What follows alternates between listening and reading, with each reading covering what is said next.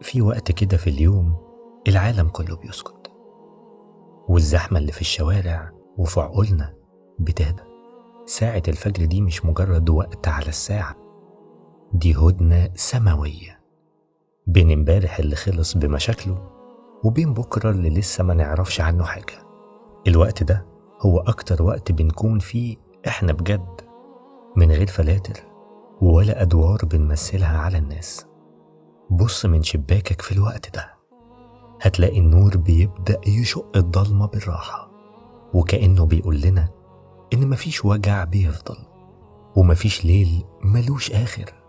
الناس اللي صاحية في الوقت ده صنفين: حد قلبه شايل هم وتعبان فبيناجي ربه، وحد لسه بيبدأ يومه بشقة وعرق علشان لقمة العيش.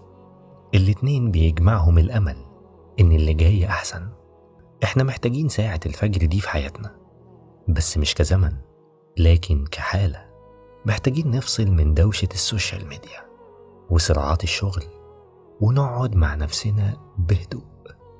الوقت ده هو اللي بنسمع فيه صوت قلبنا بجد، وبنعرف فيه إن الدنيا أصغر بكتير من إننا نفضل شايلين همومها فوق كتافنا طول الوقت. لو يومك داق بيك، جرب تصحى قبل الشمس، خد نفس طويل، صلي، اقعد اتفرج على النور وهو بيطلع. ساعة الفجر دي هي الريستارت اللي ربنا بيديهولنا كل يوم علشان نبدأ من جديد بصفحة بيضاء. خليك واثق إن اللي طمن العصافير ورزقها وهي خارجة من عشاشها في البرد ده مش هينساك. ابدأ يومك بقلب صافي، وافتكر إن النور جاي.